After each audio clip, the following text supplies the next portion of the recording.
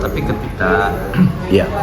ada sebuah event pertunjukan, Kenapa? ya ketika ada suatu event pertunjukan, Iya. kan kadang-kadang si penyanyi itu nggak tahu ketika dari reaksi penonton itu, padahal di daftar itunya nggak ada ketika dorongan Iya, dari penonton. di pertunjukan. Ya, pertunjukan. Di pertunjukan itu boleh nyanyi lagu apa saja, apalagi kalau penonton minta. Ya. Masa Anda mesti cari dulu pencipta lagunya?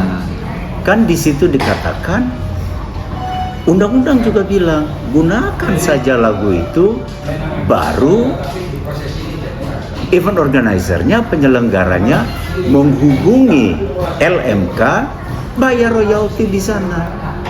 Tapi kalau itu tidak dilakukan, ya pelanggaran. Iya kan? Anda mendapatkan rezeki dari sebuah karya cipta seseorang.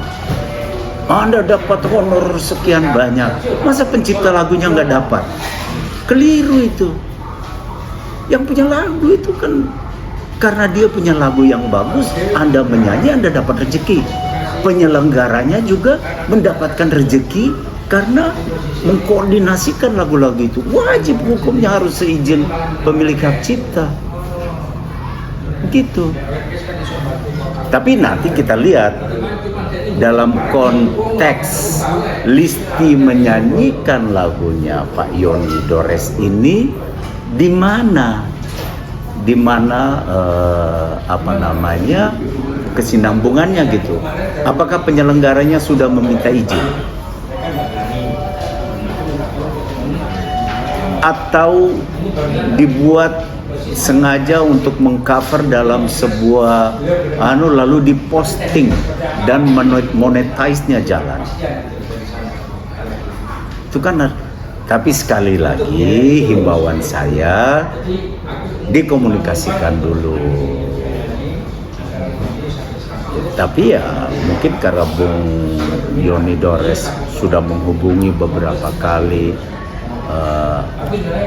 belum diberikan konfirmasi, belum ditanggapi, ya tentunya hak dari pencipta lagu. Ini kan harga diri dia, kehormatan dia. Begitu. Ada saran nggak sih Pak di permasalahan ini mungkin harus seperti apa ke depannya?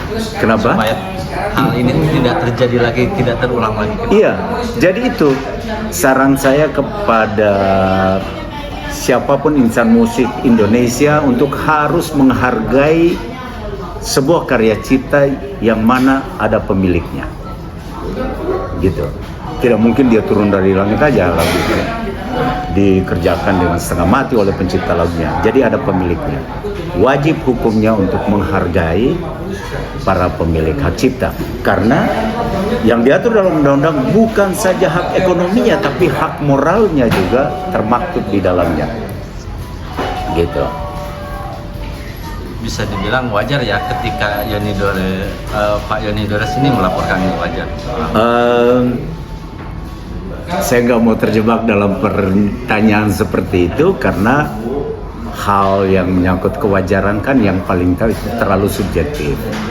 Tapi kalau dilihat dari kenapa hal ini sampai masuk ke ranah hukum, mungkin ada kekecewaan yang cukup dalam, cukup mendasar dari si pemilik hak cipta di situ.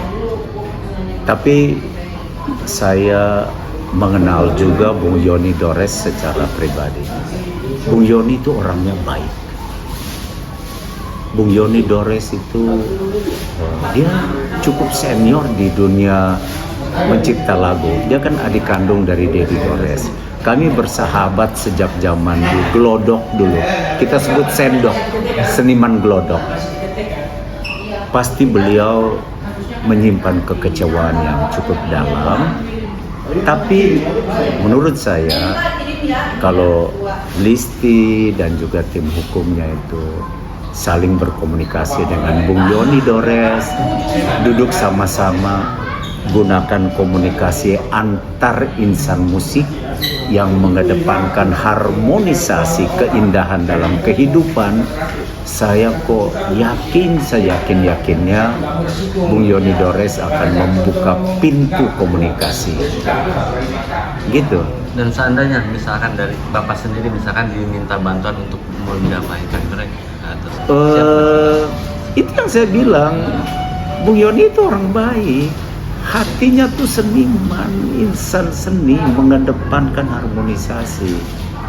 Jadi ya kalau dikehendaki oleh kedua belah pihak, tentunya saya juga berkehendak untuk juga mendudukan pada proporsinya, kedua belah pihak duduk, tim hukumnya juga duduk, sambil membicarakannya dengan baik. Dan kalau semua punya kehendak baik, pasti ditemukan solusi yang bijak. Terus kepada sahabat-sahabat yang menekuni bidang hukum juga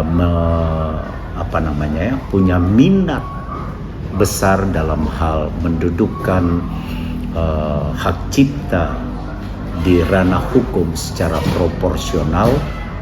Saya rasa yuk kita saling mengisi, mendiskusikan semua, lalu sama-sama kita mengusulkan beberapa hal menyangkut perbaikan